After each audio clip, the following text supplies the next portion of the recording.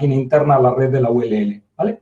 Para configurar la VPN, entiendo que casi todos ya lo deben haber conseguido, o todos, lo que hay que hacer son seguir las instrucciones que tiene el servicio TIC de la ULL al respecto, que son unas instrucciones razonablemente claras que están hechas para los 5 sistemas operativos más comunes: Windows, Linux, MacOS, Android y iOS. Para todos esos sistemas pueden conectarse. También pueden hacer una VPN en su teléfono móvil si lo desean, porque, como digo, está para Android, ¿vale?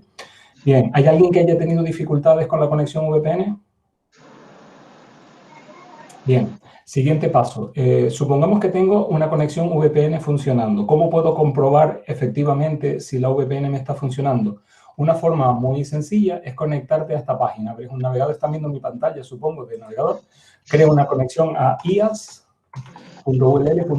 Arranco y me conecto a esta página. Si ustedes son capaces de acceder a esta página, es que la VPN está funcionando. Si la VPN no funciona, esta página no se ve. ¿De acuerdo?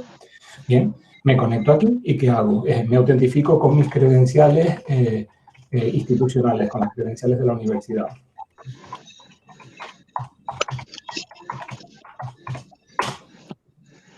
Bien, ya estoy autentificado y entonces accedo a una página en la que puedo ver las máquinas virtuales que tengo disponibles. Ustedes habitualmente tendrán una, en mi pantalla pueden ver varias, yo tengo varias. Y bien, lo que tienen que hacer es identificar la máquina de la asignatura. En mi caso, mi máquina de CIA es esta. Pincho aquí y me aparece información sobre la máquina. Información sobre la máquina, de la cual la más relevante, la que más me interesa, es esta de aquí, que es la dirección IP de la máquina. Me la quedo. Me la quedo y la guardo a buen recaudo, porque es un dato que voy a necesitar en el futuro para establecer conexiones. ¿De acuerdo? Bien. Una cuestión que es muy importante y que quiero que recuerden. La IP de la máquina no es una IP fija, sino que dinámicamente puede cambiar. Normalmente, en un contexto normal, la IP no va a cambiar, pero en ocasiones pudiera cambiar eventualmente. No cambia a pesar de que apagues la máquina y la vuelvas a reiniciar, no suele cambiar incluso en esas circunstancias. La máquina no necesitan apagarla, la pueden dejar encendida todo el tiempo, 365 días al año, 24 horas al día, 7 días a la semana. No hace falta que las apaguen. ¿Para qué pudiera yo necesitar apagar o reiniciar la máquina virtual? Si estoy ejecutando algún proceso y la cosa no me va bien y sé que me queda atascado, siempre me queda el recurso de venir aquí y apagar la máquina, ¿de acuerdo? Yo puedo venir aquí afuera y apagar la máquina. Recuerden que la IP me la he quedado. En ese caso es más probable que la IP cambie, pero incluso así no suele cambiar. Pero recuerden, si alguna vez ustedes tienen la VPN abierta, tienen conexión VPN, y estoy intentando conectar por SSH, con el Visual Studio Code, con la máquina virtual, pongo mi usuario y mi password, que sé cuál es, y estoy seguro de que lo he hecho, pero no conecta, una situación rara, anómala de la... pues recuerden, es posible que la IP haya cambiado. Entonces, ¿qué tengo que hacer? Venir a esta página y comprobar que la IP que yo tengo anotada no ha cambiado y sigue siendo la misma, ¿de acuerdo? Esa es una situación que no se dará con mucha frecuencia, pero quiero que la recuerden, porque si algún día les ocurre, pues les va a venir bien recordar lo que les acabo de decir, ¿vale? Bien. Si me salgo hacia la página de atrás, aquí pueden ver que aquí es donde yo puedo apagar la máquina. Puedo reiniciarla, apagarla y hacer todo tipo de cosas. Podrías acceder con esto, con VNC Browser, a una consola de la máquina. Es lo que voy a hacer aquí ahora. Ahí puedo autentificarme en la máquina. Ahí soy usuario. Pongo mi password en la máquina. Recuerden que la primera vez que entraron era usuario, pero ustedes debieron haber cambiado ese password y ahora tienen otra cosa. Yo ya lo he cambiado, por tanto, cuando ahora entre, no me pide que lo cambie y ya estoy dentro. Pero si se fijan en el teclado, si yo intento ifconfig -a, por ejemplo, me llevo la desagradable sorpresa de que el menos no está. Ni está el menos, ni están muchas otras teclas. El teclado no está bien configurado. Y por eso es por lo que les pedimos que no utilicen este método de acceso a la consola, olvídenla, nunca más entren por aquí. ¿Qué método debería yo utilizar para establecer una conexión? Salgo de aquí y el método que yo les propongo es que utilicen una conexión SSH. ¿Cómo puedo yo hacer esa conexión SSH? Bien, pues si han conseguido instalar Linux en cualquiera de las 3 formas que se les explicaba en la práctica, pues abren una terminal como la que yo tengo aquí, o le dan control alt P, me parece que te abre una terminal, un terminal como este que yo tengo aquí, y ejecuto SSH, usuario, @ para todo el mundo, el username es usuario, y le pongo la IP de mi máquina. La pongo aquí y ahora entro. Es lo que hice en la máquina, en la anterior conexión, ¿de acuerdo? Una vez que estoy dentro, ya puedo ejecutar cualquier tipo de comando Unix, y de esto es de lo que haremos la semana que viene. La semana que viene, en la práctica, vamos a practicar comandos Unix y les animo a que empiecen ya a estudiar comandos Unix, a hacer algún tutorial para que aprendan. Digo Unix y Linux porque Linux, al fin y al cabo, no es más que una versión de Unix, ¿de acuerdo? Unix es la gran familia de sistemas. La gente habla de XNIX, está Unix, Linux y muchas otras variantes de ese núcleo de sistemas operativos, ¿vale? Si yo Una quiero aquí en pregunta. esta máquina... ¿Hace falta estar conectado al VPN para poder hacer conexión SSH a la máquina? Claro, claro. Para establecer cualquier tipo de conexión tienes que tener establecida conexión VPN, ¿de acuerdo? Ok. Sí, sin el VPN esto no te funcionaría, ¿de acuerdo? Yo aquí no me han visto hacer nada de VPN, ¿por qué? Porque yo estoy en el despacho de la universidad y como estoy yo adentro de la red, no necesito hacer nada con respecto a VPN. Del mismo modo, cuando ustedes vengan al centro de cálculo de la escuela a hacer prácticas o a trabajar allí, no necesitan hacer nada de VPN porque ya están dentro de la red. Cuando estoy dentro, por ejemplo, muchos de ustedes, si están en un colegio mayor universitario y están en la red ULL, ya no necesitan usar VPN, ¿de acuerdo? La VPN solo me hace falta si estoy fuera de la red universitaria, ¿de acuerdo? ¿Alguien más preguntaba algo? Hagan eso, interrúmpanme cuando quieran. Luego, si pasamos revista a lo que se pedía hacer en la práctica, vamos a revisar cosas que se pedían. Se pedía hacer un informe y les voy a mostrar aquí el informe que se pedía. El informe que se pedía tenía varias partes. La primera de las partes consistía simplemente en crear una cuenta en GitHub. Yo entiendo que esto todos ya lo han hecho sin problemas, crearte una cuenta en ese servicio, por así decir. Les recomiendo encarecidamente que ahí pongan su cuenta de correo electrónico institucional. ¿Por qué? Pues porque todos los proyectos que tú alojes en tu cuenta de GitHub al final forman parte de tu currículum como profesional. Y muchas veces la empresa, cuando te entrevistan para un trabajo, pues lo que te van a pedir es eso, tu currículum, tus proyectos en algún repositorio. Sí, déjame ver en qué has trabajado tú. Y cuantos más proyectos y de mayor entidad ustedes expongan, pues más prestigio tienen. Más que decir que has hecho no sé cuántos cursos o no sé cuántas cosas. No, déjame ver de forma efectiva en qué proyectos has trabajado tú. Por la misma razón, les animo a que pongan una imagen real de ustedes, de su cara. Hay mucha gente que considera una especie de atentado contra la privacidad el poner la cara. Digo yo, si salimos a la calle y nos ve la gente la cara, o vamos a la playa y la gente nos ve la cara, ¿qué problema hay en que pongamos una imagen? Porque así somos reconocidos. Sé quién es. Oye, esa cuenta de GitHub se llama no sé cómo, pero es de Fesande. Es de Francisco de Sande, ¿vale? Bien, ahora que hablo de la imagen, aprovechen la imagen que van a poner ahí para hacer dos cosas. Una, les pongo en pantalla cómo yo les veo a ustedes en una reunión de Meet. Entonces es fantástico porque veo a Paola, veo a Joel o veo a Jaime, ¿de acuerdo? Y les veo su cara, una foto en primer plano, perfecto. Pero hay otras personas de las que veo el logo de la ULL, HSN. Sería conveniente que nos vayamos conociendo, que nos conozcamos personalmente. Entonces, ahora tenemos la condena de que tenemos que estar todos así. De hecho, la próxima vez que nos veamos, nos vamos a ver todos de esta guisa. Entonces, bueno, ahora no estoy con peligro de contagio ni de exponer a nadie a mis propios virus. Entonces, estoy en mi despacho yo solo, entonces puedo ir de esta manera. Pero sí que sería conveniente que nos veamos la cara y nos conozcamos. O sea, que la misma imagen de perfil que estás utilizando para GitHub, aprovecha y la pones en tu perfil de Google. En tu perfil de Google colocas una imagen, entre otras cosas, para que nos veamos en las sesiones de Meet, ¿de acuerdo? Y por último, la misma foto, les aconsejo que la pongan en el perfil del campus virtual. En el campus virtual iré más allá. Si alguien hace preguntas o dice algo en el campus virtual y no tiene foto, yo no le voy a responder. Es decir, les animo a todos, mandatorio, obligatorio, a poner una foto en el campus virtual, ¿de acuerdo? No tiene por qué ser la misma imagen la que pongan en cada uno de nuestros sitios. Pueden usar 3 imágenes distintas o reciclar la misma y ponerla en todas partes. La cara, al fin y al cabo, no va a cambiar tanto de un sitio para otro, ¿vale? Primera cuestión que había que hacer, la imagen de la cuenta GitHub. Segunda imagen que había que subir en el informe, la que tienen aquí. En el informe original estaba hecha con el VNS Browser, aquel que les dije que no volvieran a usar.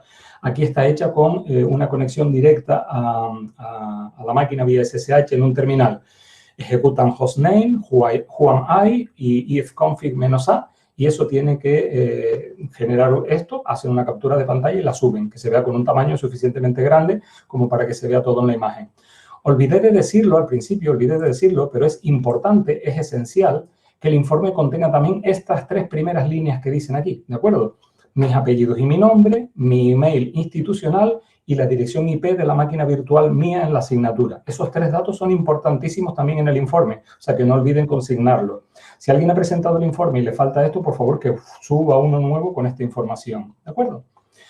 Tercera imagen que hay que subir. La tercera imagen que hay que subir, luego si quieren hablaremos de esto, sería una captura de pantalla del Visual Studio Code en el que acrediten que han sido capaces de abrir una sesión remota de Visual Studio Code contra la máquina virtual y pueden editar un fichero. El fichero que editen, les propongo que editen el Hello World, ese que tenían por ahí, o cualquier otro fichero que ustedes quieran, pero en principio el Hello World es un buen candidato a editarlo. Solo quiero que se vea editado, no necesito que compilen ni que hagan nada con él, sino solo editarlo, que se vea en pantalla. Soy capaz de editar, ¿de acuerdo? Y la última imagen es similar a la segunda, es equivalente a la segunda porque es una conexión, digamos que la 2 y el objetivo 2 y el objetivo 4 de este informe serían prácticamente el mismo, ¿de acuerdo? Supongo que casi todos ustedes habrán conseguido todo, pero bueno, para sacar un 5, con que tenga las 2 primeras imágenes ya te llega. Pero yo confío en que en esta práctica todo el que la presente tenga un 10 y haya conseguido todos los objetivos. Volvamos a revisar un poco por encima. Bueno, ¿alguna pregunta con todo lo que llevo expuesto? ¿Alguna consideración? Bien, vamos entonces a repasar un poco el enunciado de la práctica. En el enunciado de la práctica se proponía en primer lugar estas 3 alternativas, que ustedes instalen una máquina Linux local.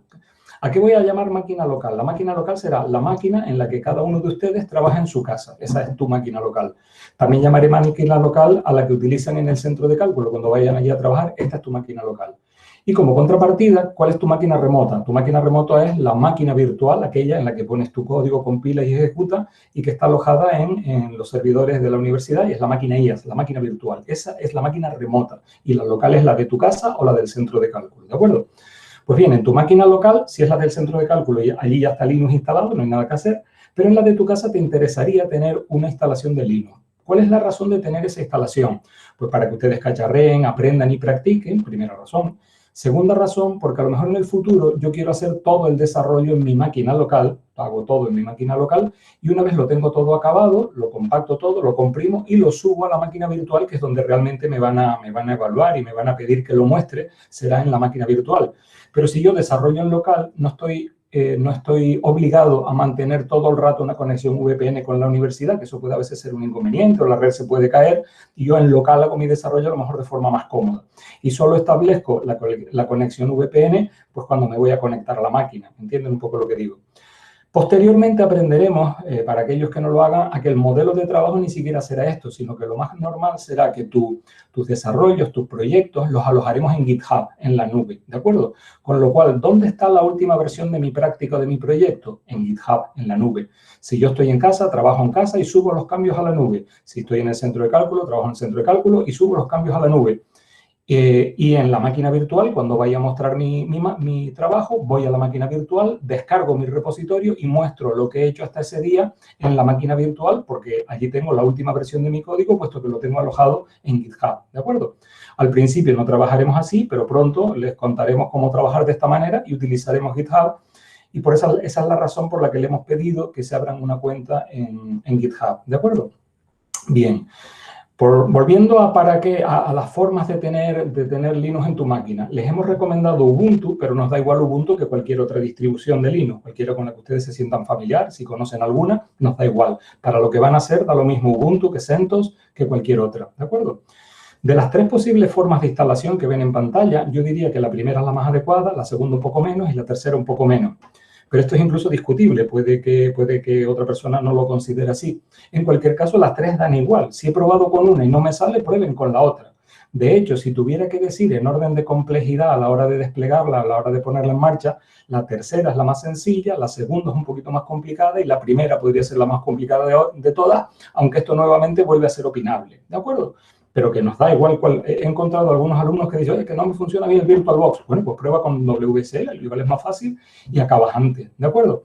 Al fin y al cabo, en esa Linux que instales, no vas a hacer muchas cosas. Lo que vas a hacer es abrir un terminal, abrir un Visual Studio Code y conectarte contra la máquina virtual. Todo el rato vas a estar en la máquina virtual, a no ser que elijas trabajar en local. Pero incluso si vas a trabajar en local, de cara a lo que se va a hacer en esta asignatura, lo único que se va a usar es Visual Studio Code para editar y un compilador de GNU para compilar, no más. Si ustedes quieren meter más cosas, son muy libres de hacerlo y no hay inconveniente en que lo hagan, ¿de acuerdo? Bien, Supongo que la mayoría de ustedes habrá conseguido ya configurar alguna de las 3 formas de Linux. Si no lo han conseguido, no hay problema, síganlo intentando porque yo creo que es una cosa que a la larga van a necesitar, pero no para esta primera práctica, para el informe, no necesitan eso. Y es que si no consiguen hacerlo de ninguna de estas 3 formas, siempre les queda la alternativa que les estoy marcando aquí. Esta alternativa es para Windows, pero también podría valer para MacOS. Y es, si estoy en macOS, abro una terminal en Mac y lo que tiene subyacente es un Unix al fin y al cabo, y con SSH en macOS me conecto contra la máquina virtual, para lo cual lo único que necesito conocer es la IP, que ya hemos visto cómo obtener.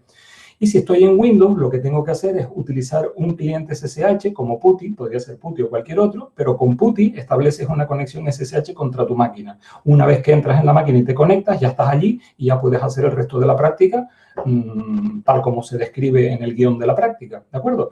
O sea que para obtener el PDF, el informe que hay que generar, pues no es necesario disponer de una máquina corriendo Linux en tu máquina local, ¿de acuerdo? Bien, ¿qué podemos explicar ahora? Ahora me estoy un poco abierto a que ustedes me digan cuál de los elementos de la práctica quieren mirar, pero bueno, quizás antes de eso voy a entrar por aquí. Me he conectado a la máquina, estoy aquí, pregunto quién soy yo, hostname, y resulta que yo soy, ese es el nombre de mi máquina, y Juamay, quién soy, qué usuario soy usuario, ¿de acuerdo? De repente yo aquí quiero compilar un programa que acabo de hacer y voy a compilarlo con G++. ¿Pero qué ocurre? Uy, que no, G++ no funciona. ¿Qué es lo que dice? Que no ha encontrado la orden en G++, que el G++ no está instalado, pero me dice cómo instalarlo. Ah, pues nada, lo instalo. Sudo apt install G++. Lo que va a hacer, me pide la contraseña porque lo he utilizado como sudo. Le doy y me lo empieza a encontrar el paquete, me pregunta si quiero instalarlo, sí, va a ocupar 133 megas y le digo que sí. Algunos de ustedes me han preguntado, ¿y esos 133 megas dónde están? Esos no están en tu máquina local, los va a consumir en tu máquina remota, en la máquina virtual, que es donde yo estoy instalando el compilador, ¿de acuerdo? Tengan mucho cuidado con los comandos sudo que ejecutan, porque los comandos sudo lo que estás diciendo es, como superusuario, ejecuta este comando. Y claro, los comandos que ejecuta el superusuario pueden ser peligrosos. ¿Por qué? Porque puedo hacer cosas que un usuario normal no puede hacer, ¿de acuerdo? Entonces, ¿qué peligro hay en que instale un paquete como superusuario, como estoy haciendo aquí? Pues hay poco peligro. Instalen los paquetes que ustedes consideren necesarios y que necesiten, instálenlos allí, ¿de acuerdo? Si hay otro compilador que yo utilizo mucho, el de Haskell, y no lo tengo, pues lo instalas y para adelante, ¿de acuerdo? Buscas el paquete apt caché search, que es un comando que les interesa conocer porque te busca en todos los paquetes de Ubuntu lo que tú le digas. Por ejemplo, si yo quiero buscar el paquete VPNC, le digo apt caché search VPNC y él te dice, pues mira, tienes todos estos paquetes que tienen la palabra VPNC o que tienen que ver con VPN. Vale, pues yo ya instalo los que yo quiera, ¿de acuerdo? Bien, algunos de ustedes, insisto en ello, han tenido problemas. ¿Por qué? Porque como superusuario han editado y corrompido ficheros del sistema. Entonces, no edites ni corrompas un fichero del sistema porque puede tener efectos nefastos, ¿de acuerdo? En definitiva, todo lo que ejecuten como sudo, tengan particular cuidado con ello, porque las cosas que uno puede hacer con el usuario normal, con usuario, pues son limitadas, ahí no vas a romper muchas cosas más allá que todo lo que sea tuyo, pero como superusuario puede llegar a ser verdaderos estropicios, ¿de acuerdo? En algún foro he visto a algún estudiante recomendarle a otro que hiciera esto, rm-rf raíz. ¿Eso qué es? Borrar de forma recursiva y forzando el borrado todos los ficheros que están a partir del directorio raíz. Eso te borraría el file system completo de la máquina, es decir, te cargarías la máquina porque te cargas todo el sistema operativo y todos los ficheros. Eso afortunadamente como usuario, si lo ejecuto ahora, me va a decir que no puedo. No me puede porque es peligroso, dice, es peligroso operar recursivamente sobre ahí, te lo está advirtiendo incluso. Pero si lo hiciera así, que no se me escape el Redboom, porque como superusuario, supongo que te saldría una advertencia también, pero vamos, yo nunca he hecho el experimento, no hagan eso. En definitiva, tengan mucho cuidado con el comando sudo y la regla de oro es no hagas nada si no sabes con certeza lo que estás haciendo a nivel de administración de la máquina. O sea, que dedíquense por ahora a aprender y a tomar contacto con el sistema y aprender pues las cosas habituales y las que les decimos en los guiones. Sí que les animamos a experimentar, pero con conocimiento, aprendiendo, viendo, ¿de acuerdo? ¿Alguna duda con lo que llevamos visto por ahora? Vale, ya saben cómo instalar paquetes. Vamos a ver alguna otra cosa. ¿Hay algo que quieran ver del enunciado de la práctica que les suscite? Sí, vamos a ver una cosa interesante. A ver, yo voy a salir de aquí. El último paso, el paso 17 de la práctica, les decía que hicieran esto. Si miran, yo me conecté a la máquina haciendo eso, SSH, usuario y tal, y poniendo la dirección IP. Pero a mí eso me resulta incómodo porque tengo mala memoria y yo no me acuerdo de la dirección IP de esta máquina, y menos si la va a cambiar de cuando en cuando, no me interesa aprendérmela, ¿no? Ya bastante me costó aprenderme mi número de DNI. Entonces, yo lo tengo configurado para conectarme de esta otra forma. Es decir, esto es lo que en la práctica aparecía aquí al final como, en el último punto, decía SSH, mi máquina y básica. En lugar de llamarla con un nombre tan largo, la mía la llamé CIA, mi máquina CIA. Yo tengo una máquina por cada asignatura, porque las uso para cuestiones de trabajo interna. Entonces, yo hago esto y ya directamente me pide el password. Y ya estoy dentro, ¿de acuerdo? ¿Qué he tenido que hacer para hacer eso? Pues lo que he tenido que hacer es seguir estas instrucciones que figuran aquí, donde muestran dos mecanismos para hacerlo. Aquí hay dos formas de hacerlo. Cualquiera de las dos vale. Pero esta primera de aquí lo que te dice es que cojas un fichero que está en .ssh, en tu directorio home.ssh, y que se llame config, y que le metas este contenido. Este contenido corresponde a que este señor tiene 4 máquinas. Entonces, cada una de estas entradas corresponde a una de las máquinas. Y lo que le configura es el nombre que él le quiere dar a la máquina, en mi caso fue CIA, la dirección IP o el nombre lógico, aquí hay una en la que pone la dirección IP de la máquina, eso lo pone con hostname, y el usuario con el que entra. Por ejemplo, en esta máquina, en la máquina example.com, él pretende entrar directamente como root, ¿de acuerdo? Trabajar como root en una máquina es una cosa que no es muy recomendable, ¿de acuerdo? Esto está hecho a efectos de ejemplo. Bien, si miramos ese ejemplo en mi propia máquina, si yo vengo aquí y estoy en este directorio, miren, el directorio en el que me encuentro es ese de ahí, pero yo puedo decirle, a ver, muéstrame en tu home, en .ssh, el fichero config, y lo tienen aquí, en mi fichero config lo tienen aquí. Fíjense, estas 4 últimas líneas, ¿se ven? Confírmenme que las ven, estas 4 últimas líneas. Sí, ¿Se ven? se ven. Vale, pues la línea 46 es un comentario, esa da igual, es un comentario interno para mí, que el sistema no le hace ningún caso. La 47 es el nombre que yo le he querido dar a la máquina. La 48 es el nombre usuario con el que yo me quiero conectar. Y la última, la 49, es la dirección IP de la máquina, ¿de acuerdo? Puedo poner la dirección IP o podría poner, si la máquina tiene un nombre lógico que algún servidor de DNS reconoce, puedes poner el nombre lógico de la máquina. Pero para nuestro caso, ponemos la dirección IP, ¿de acuerdo? La única peculiaridad con esto, si lo hacen en Linux, es que esto que está aquí, a la izquierda de user, si yo quito aquí, ¿ves? Se quitó todo, ¿no? Y es que eso no son espacios, es un tabulador, ¿vale? Es un tabulador. Si quito esto de aquí, tengo que hacerlo así, X, inserto un tabulador, ¿de acuerdo? Y a veces los scripts de Linux se ponen tiquismiquis si lo que uno pone son espacios en lugar de tabuladores. O sea que recuerden que lo que hay ahí es un tabulador. Vale, yo salgo de aquí, grabo, bueno, voy a salir sin grabar porque no quiero grabar nada. Salgo y entonces ya yo puedo conectarme SSH a la máquina de informática básica, una distinta de la CIA, pues se comporta igual, me pide el password. Y ahora ya estoy conectado a otra máquina virtual que es distinta de la de antes. Yo tengo un acrónimo, una IB, CIA, varias, vieron que tengo varias allí, y las tengo configuradas de este modo para una más fácil conexión, ¿de acuerdo? Se puede incluso hacer cosas más sofisticadas para que ni siquiera te pida el password a la hora de entrar, pero bueno, eso ya es motivo para una clase más avanzada, o mejor dicho, investiguen ustedes cómo hacerlo, pero se puede hacer. En ese mismo fichero de configuración se puede meter una línea más y te conectas a la máquina sin tener que introducir ni siquiera el password, con lo cual es muy cómodo porque tú dices SSH, CIA y te conectas con SSH por la máquina sin más peticiones, no hay que escribir nada en pantalla, ¿de acuerdo? Bien, vamos a seguir viendo cositas de la práctica. Voy a hacer una cosa, voy a volver a mi máquina local, hago un clear, borro un clear aquí y voy a arrancar aquí el Visual Studio Code. Para arrancar el Visual Studio Code en modo comando se hace con el comando code. Arrancar el Visual Studio Code en este directorio, lo arranco y me despliega, lo ven abierto, el Visual Studio Code, ¿vale? En uno de los puntos de la práctica que les voy a poner ahora en pantalla, aquí en esta parte de aquí, el 14. En el 14 te ponían unas instrucciones que si las siguen, en estas instrucciones, te cuentan cómo configurar el Visual Studio Code para editar remotamente, ¿de acuerdo? Una serie dice, instalación, primero, un cliente SSH. Nosotros ya tenemos un cliente SSH, puesto que nos estamos conectando por SSH.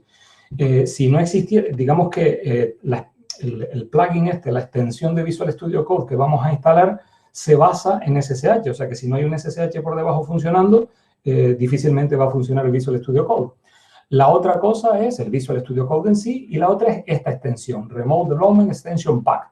Pincho aquí y veo cómo es esa instalación, es esta, tengo que buscarla e instalarla, y para instalarla aquí te dan las indicaciones de cómo instalarla, ¿vale? Una vez que la tengo instalada, vuelvo a las explicaciones anteriores.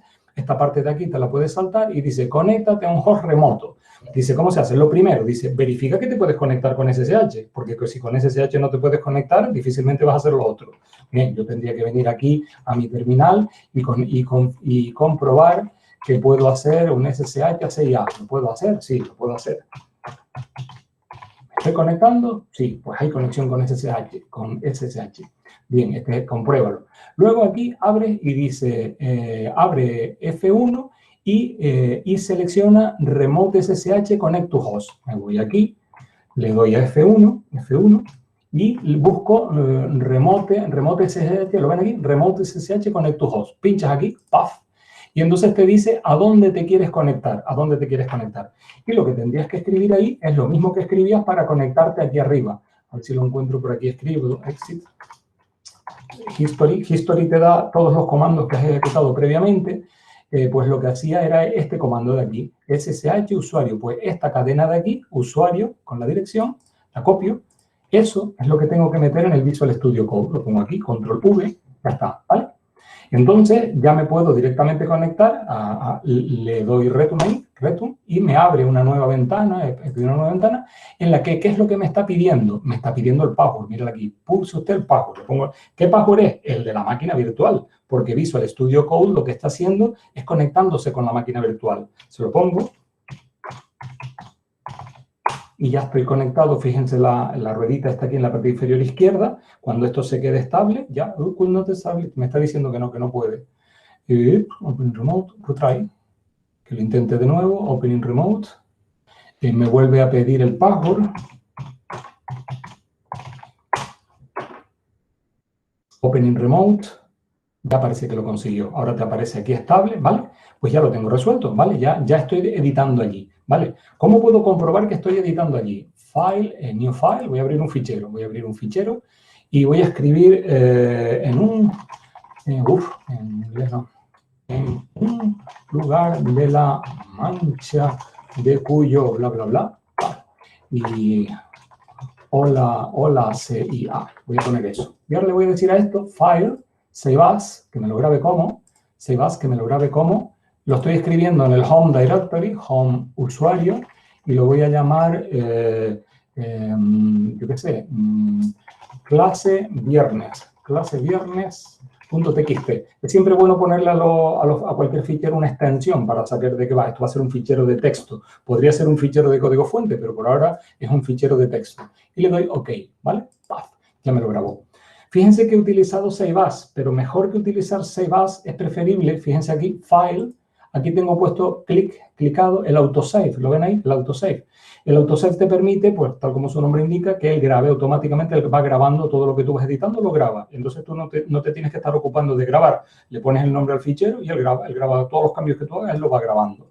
Bien, ya lo he grabado. Se supone que esto lo grabé. ¿Dónde está ese fichero? No está en mi máquina local, no está en mi máquina del despacho, que es mi máquina local. Está en mi máquina remota. ¿Cómo lo puedo comprobar? Me voy al terminal, me conecto a la máquina remota. Bueno, voy a hacer un clear para que esto les aparezca en la parte alta de la pantalla. SSH-CIA, me conecto. Voy allí y ahí estoy. Ya estoy en la máquina ls-ltr. Ahí pone clase viernes, miren, ahí lo están viendo, ¿ven? Le hago un cat a clase viernes. Fíjense que yo creo que esto lo saben, ¿no? Si ustedes no me ven, pero si le doy al tabulador, dice cat clase viernes. O sea, le di al tabulador y él te autocompleta. Eso es una cosa que hace la shell de Unix y que es muy útil, porque yo no tengo por qué estar escribiendo todo eso, ¿no? Si le das C, te lo completa. ¿Por qué? Porque todos los ficheros que están ahí, ninguno empieza por C. O sea, que desde que él detecta la C, te da el nombre de fichero que más se parece al patrón que tú estás escribiendo. Bien, cat clase viernes, pues mire, tienen exactamente el mismo contenido. Ah, qué bien. O sea, que ya estoy editando. Ustedes imagínense que esto no es un fichero de texto tonto de principio del Quijote, sino que es mi código fuente de mi práctica de Eratóstenes. Pues la tengo editada en el Visual Studio Code. Y ahora ya sí la puedo compilar. La compilaría con G++, Eratóstenes.cc, ¿de acuerdo? Bueno, le faltan ahí más opciones de compilación, pero si este fuera el Eratóstenes, está ahí, ¿qué me va a decir el compilador? Que no encuentra el fichero porque no lo tengo aquí. Habría que haberlo puesto ahí, ¿de acuerdo? Ya veremos luego cómo se pone un fichero ahí, o si lo has creado ahí, pues ya lo tendrás, ¿de acuerdo? Por otra parte, y también interesante, en el Visual Studio Code yo ni siquiera necesito abrirme esta terminal auxiliar. Si quieren lo puedo hacer porque la veo con una pantalla más grande y me doy cuenta de todos los detalles mejor. Pero el propio Visual Studio Code, si ustedes pinchan aquí en Terminal, New Terminal, te pone una terminal aquí la tengo, en la parte inferior de la pantalla se te abre una terminal, que es una terminal también remota, contra la máquina remota en la que estás trabajando, ¿de acuerdo? Con lo cual, si yo aquí ejecuto ls-l, ahí también veo el fichero clase viernes, lo ven ahí arriba, clase viernes txt, y si le hago un more, clase tabulador, fíjense que lo doy al tabulador, y él lo escribe completo, clase viernes, y es el mismo fichero, ¿de acuerdo? ¿Se entiende cómo? Tengo el autosave puesto, con lo que adiós CIA, lo escribo. No sé si hay que darle mucho tiempo, pero yo creo que debe ser prácticamente instantáneo. Si vuelvo a ver el contenido, more clase viernes, adiós, y ya lo tiene escrito, ¿de acuerdo? Es la forma de abrir una terminal contra... ¿De qué manera vamos a empezar a trabajar en la asignatura? Pues editando con el Visual Studio Code y compilando en línea de comandos con una terminal. Voy a ejecutar el G++. El Visual Studio Code es un editor, pero tiene muchas funcionalidades que hacen que se parezca más a un IDE, a lo que se conoce como un IDE, un entorno integrado de desarrollo, que a solo un editor. ¿Por qué? Porque él te permite compilar desde dentro, te permite depurar, te permite documentar, te permite analizar estáticamente tu código para detectar errores. Es decir, el Visual Studio Code, a la imagen de muchos otros IDE, como pueden ser Eclipse, es uno famoso, o NetBeans es otro muy famoso, son entornos de desarrollo que te permiten, pues, lo que es toda la cadena de desarrollo de software. No solo editar el código, sino editarlo, compilarlo, depurarlo, documentarlo. Se puede hacer todo dentro de un IDE, ¿de acuerdo? Nosotros en el Visual Studio Code, para este curso, con que aprendamos a editar, bueno, a este curso les vamos a pedir un poquito más, que editen, posiblemente que compilen. Bueno, ya iremos viendo, dependiendo del grado de madurez que ustedes vayan adquiriendo, ya vamos viendo qué tipo de cosas vamos aprendiendo. Pero yo creo que es una cosa que les merece la pena aprender, conocer un IDE, que ya en primero estudiaron uno. Yo creo que en primero ya trabajaron con NetBeans, creo que me han dicho, ¿no? Con NetBeans trabajaron ya, ¿no? Pues el Visual Studio Code, a pesar de que es un editor, tiene características avanzadas a través de plugins, a través de extensiones que le permiten hacer esto, ¿de acuerdo? Bien, esta parte ya está lista. También han visto otra parte de la práctica. ¿Qué más podríamos revisar? Pues casi que estoy un poco por ver que ustedes me digan. A ver, otro experimento. Voy a hacer un exit. Hay gente que me ha preguntado. A ver, yo les recomiendo que empiecen, como ya tendrán el Linux montado, y esa era una de las razones para tenerlo, que empiecen a refamiliarizarse, porque son cosas que estudiaron en primero, ¿no? Los comandos de Linux, y que reaprendan o que recuerden todo lo que saben de Linux y que progresen a partir de lo que ya saben para que tengan una cierta performance como desarrolladores en este entorno.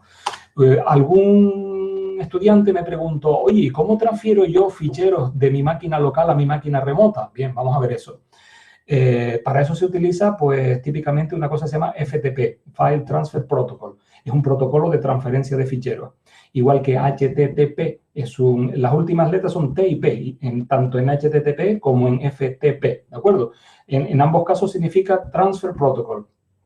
El FTP es un protocolo para transferencia de ficheros y más moderno el SFTP. La S es de secure, de seguro, ¿de acuerdo? Porque la información viaja encriptada. Entonces vamos a utilizar eso. ese es el comando o el programa que se utiliza físicamente para transferir el fichero. No es la única posibilidad, esto se puede hacer de muchas maneras. Yo solo les voy a explicar una de ellas que puede ser buena para ustedes, ¿de acuerdo? Entonces, supongan que yo estoy en un sitio, en este directorio mío, y tengo ahí una serie de ficheros, ls-l. Todos estos, y hay algunos que es un directorio. Por ejemplo, este de aquí, transparencia CIA, es un directorio donde hay transparencia. Si quieren, yo me meto aquí dentro, de transparencia CIA. Fíjense que constantemente estoy escribiendo y le doy al tabulador, aquí. Clear, y le voy a ejecutar tree. Tree me muestra el árbol de directorios que hay aquí dentro. Y ven que tengo pues una serie de cosas. Miren todo lo que hay ahí. Son ficheros de LaTeX, ficheros gráficos, un montón de ficheros, ¿vale? Ustedes supongan que son los ficheros de una práctica con un montón de historias que cuelga de un determinado directorio, ¿vale? Y yo quiero coger todo el contenido de ese directorio y transferirlo a mi máquina, remota, a mi máquina virtual de la asignatura. Pues lo primero que tengo que hacer es empaquetar todos esos ficheros en un único fichero. Eso se hace con un comando de Linux o un programa que se llama tar. Ejecuto tar cvfz, fichero gordo. No, fichero gordo no lo voy a llamar. Fichero compactado, compacto, lo voy a llamar, fichero compacto, .tar.gz, tar.cvfz, fichero compacto, .tar.gz, y le pongo el directorio que quiero comprimir y mandar para allá, que se llama transparencia, ¿se llama transparencia? No se llamaba transparencia, ¿cómo se llamaba aquello? Me colgué. Sí, pero está en la carpeta. No, es que está en el directorio anterior. Tar, cvfz, fichero compacto, .tar.gz y el directorio le doy al tabulador transparencia, ¿vale? Él me lo va a querer. ¿Qué es cvfz? ¿Qué son cvfz? Son opciones del comando tar, la primera es de crear, es para crear el fichero compacto.targz. Esa es importante, es C para crear. La Z es para comprimir, y él va a comprimir utilizando otro programa de Linux que es muy habitual, que se llama gzip, es un compresor. El gzip es el análogo al zip que ustedes utilizan en otros sistemas operativos para comprimir ficheros, pues es exactamente el mismo, pero aquí se llama gzip. Pues la Z es para eso. La V es para verbose, para que diga cosas conforme se ejecuta. Y la F ni me acuerdo de qué es. Les recomiendo, me permito recordarles una web que se llama Explain Shell. Explain Shell, si conectan con Explain Shell y escriben un comando, tar cvfz fichero gordo.tar.gz directorio, y digo, oye, explícame esto exactamente, qué son cada una de estas cosas. Claro, esto es a la inversa, ¿no? Yo ya me sé el comando y lo que estoy pidiéndole es a él que me lo explique. Pero a lo mejor ustedes en alguna web, en algún sitio, ven un comando y dicen, oye, ¿qué es lo que está haciendo este hombre con esta persona con este comando? Pues explícamelo. Y el tipo te dice, mira, el tar es la utilidad de GNU para archivar, para compactar ficheros. CVFZ son las opciones. La primera es para crear, ¿se acuerdan que se los dije? La Z es para comprimir con gzip, para comprimir. La V era de verbose, la de que dijera muchas cosas.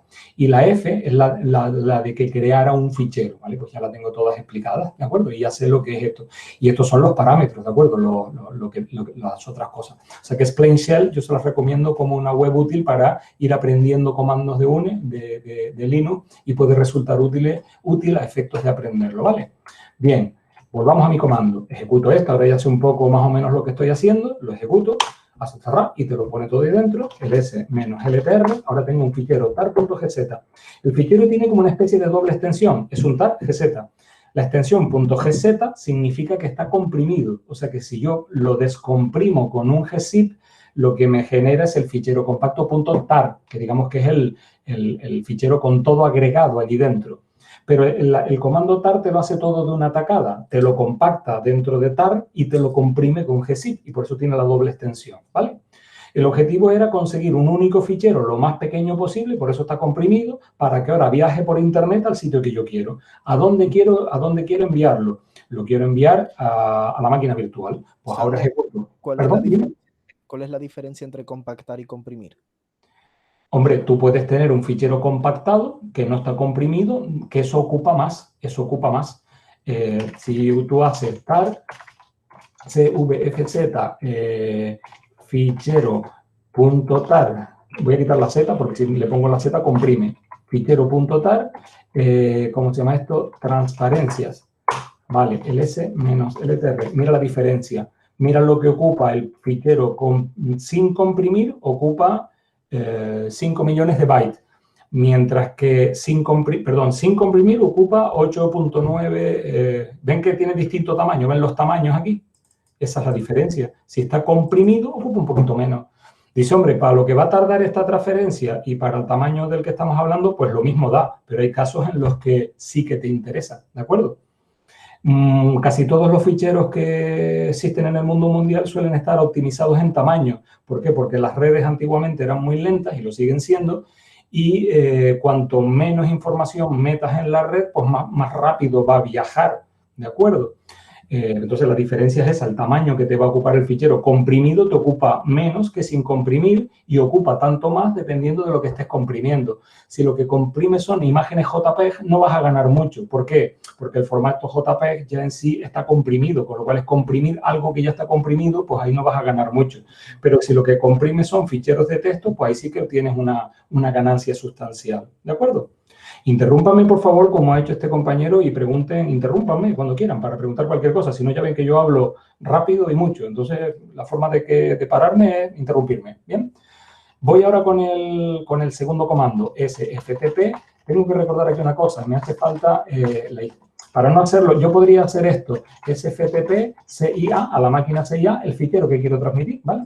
Voy a hacerlo así, copiar y pegar. O también podría ser sftp usuario @IP de la máquina y el fichero. Es decir, sustituir CIA por usuario @IP de mi máquina, ¿vale? Pero como yo la IP no me la sé ni me la quiero saber, pues utilizo esto. Bien, entonces, si yo hago esto, ¿qué voy a conseguir? Que el tipo me abra una sesión contra la máquina remota, me pide el password, le doy el password, y ahora tengo un prompt especial del SFTP. ¿Qué puedo hacer ahora? Ahora puedo preguntarle help, qué se puede hacer con SFTP, pero yo ya sé lo que quiero hacer, solo quiero que vean el help. Hay una serie de cosas que puedes hacer, ¿de acuerdo? Las tienes aquí. Pero la que yo quiero hacer se llama put. Si lo buscan por ahí, tiene que haber un put. Get es traerte un fichero de allá para acá. Get, este que aparece aquí, este es para coger un fichero que está en la máquina remota y traerlo a la máquina local. Yo lo que quiero hacer es lo contrario, y lo contrario se llama put, que no lo encuentro. Tiene que haber un put por ahí. Está progress, pues no lo encuentro. Put. Kit, put. Bueno, ejecuto put. Put, ¿cómo se llamaba el fichero? ¿Recuerdan cómo lo llamé? Fichero compacto. Le estoy dando al tab y él compacta también, ¿vale? Si le pongo put fetch, el tipo te dice, tienes dos, fichero.tar y fichero compacto. ¿Lo han visto cómo funciona? Yo le digo fichero compacto, ese es el que yo quiero transferir. Cuando le dé return, el tipo inicia una conexión segura por FTP, secure FTP, y lo transmite a la máquina. Fíjense lo que va a tardar, tarda muy poco. O sea, 100% ya lo mandó, ¿de acuerdo? Si en lugar de estar dentro de la red universitaria estoy en mi casa con una conexión de fibra, va a ir más lento. ¿Por qué? Porque dentro de la red universitaria va sensiblemente más rápido. Pero bueno, en cualquier caso, como el fichero es pequeño, tarda poco. Ya lo transferí en la máquina. Debo tenerlo en la máquina, no tengo que comprobarlo. Bueno, lo puedo comprobar haciendo un dir. Dir es otro de los comandos disponibles. Si hago un dir, veo lo que tengo allí. Efectivamente, una de las cosas que tengo allí, la ven aquí, es el fichero que acabo de transmitir, ¿vale? Hago un kit y salgo del FTP. ls-ltr. Yo todo el rato me verán ejecutar ls-ltr. ¿Por qué lo hago? Pues porque me interesa que el listado de ficheros, si yo ejecuto ls, me los muestra así. Pero yo no los quiero así, los suelo querer de esta manera. Bien, me puedo venir a explain shell, no lo tengo aquí, el explain shell, ¿qué significa ls-ltr? Pues el tipo me dice, mira, ls es para listar el contenido de los directorios, L es para que utilice formato largo, T para que la almacene por tiempo de creación y R en orden inverso de tiempo. Entonces, ls-ltr me muestra los contenidos que tengo aquí, pero en orden inverso, de forma que lo último que aparece es lo último que creé. Este fue el último fichero que creé. Miren la fecha, 8 de octubre. Los anteriores son previos, ¿vale? Incluso este es de las 4:10, aparece después que el de las 4:09. ¿De acuerdo? Bien, como he transferido esos ficheros y ya no me interesan, yo puedo hacer rm, borrar esos ficheros, fichero, asterisco.tar, asterisco. Los voy a borrar los dos. Tengan cuidado con Linux y los rm, porque fichero borrado, fichero que ya no vas a volver a ver, ¿de acuerdo? Esto no es como otros sistemas operativos en los que está una cosa que se llama la papelera de reciclaje, donde si te equivocaste lo buscas en la papelera. Si yo le doy un RM a un fichero, lo borro y nunca más vuelve a existir, ¿vale? O sea, que sean cuidadosos con el RM. No te digo yo nada con el sudo RM. Con el sudo RM hay que ser todavía más peligroso, porque como superusuario puedes borrar cosas que como usuario normal no puedes, como ya les expliqué antes, ¿vale? Voy a borrar estos ficheros. Aquí no hay ningún peligro en que yo borre esto, porque estoy borrando dos ficheros que contienen información que yo ya sé que tengo en una de las... ¡Ay, Dios, lo borré! Se me fueron. No, yo creo que había un eso de transparencia. Aquí dentro, en ese directorio de transparencia, estaban todo el material que yo tenía y esto está a salvo, por eso he podido borrar, ¿de acuerdo? Bien, ahora me voy a la máquina virtual, SSH, CIA, SSH. Me conecto a mi máquina, ls-ltr en ella, y uy, mira, el último que tengo es el fichero compacto. Vale, ahora me toca ejecutar, descomprimir y desagregar ese fichero, ¿vale? Antes de hacerlo, ejecuto tar tvfz. Fíjense que antes era C de crear, T es de test, de comprobar el contenido. Fichero, y le pongo un file con more para que me lo muestre poco a poco, para que me lo pagine. Entonces me muestra, mira, esto es lo que hay. Hay un directorio que se llama transparencia que contiene imágenes. Bien, yo voy dando una teclita, lo voy viendo.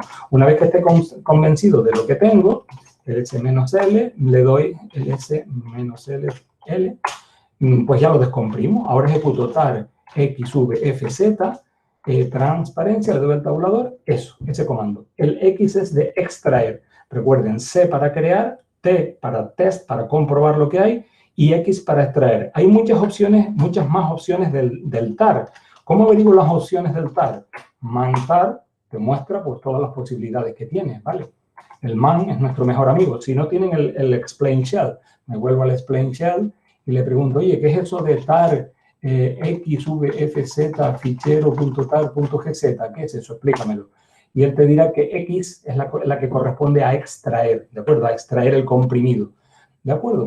Bien, pues tar xvfz, transparencia, le doy tal, y tal, él lo extrae. ¿Qué es lo que ha hecho? Ha creado un directorio que se llama transparencias, como el que tenía en mi máquina local, y que contiene exactamente las mismas cosas, ¿de acuerdo? ls-ltr. Bien, ya puedo borrar el fichero compacto porque ya lo tengo descomprimido y el contenido cd transparencias, ll, está aquí dentro. Ahí tengo lo mismo que tenía originalmente, ¿vale? Esto ha sido una pequeña demo de casi de trabajo con Linux. Con Linux, insisto, recuerden todo lo que aprendieron de comandos de Linux el año pasado y si necesitan asistencia les puedo pasar algún tutorial o algún material para que practiquen. Pero sería conveniente que se pongan duchos en esto porque van a tener que entrar en la máquina virtual y crear directorios, borrar directorio, transferir información, copiar, borrar, etcétera, compilar, ¿vale? Todo eso tenemos que practicarlo, ¿de acuerdo? ¿Dudas, preguntas, comentarios? ¿Alguna cuestión?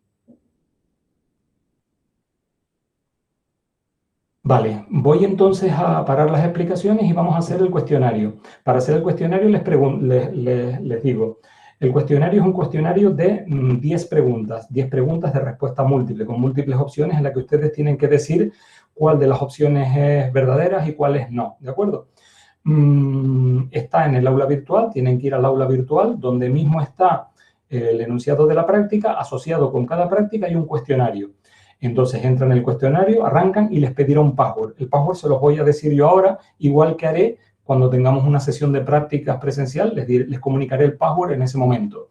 El password solo lo van a poder realizar el alumnado que pertenece a este grupo. Este grupo es el PA 205, creo que es, pues todos los del 205 provisional son quien puede hacer el cuestionario. El resto de grupos lo tiene que hacer el día que le corresponde. El día que le toca a un grupo venir a prácticas es cuando puede hacer, presentar la práctica y contestar, responder las preguntas del cuestionario.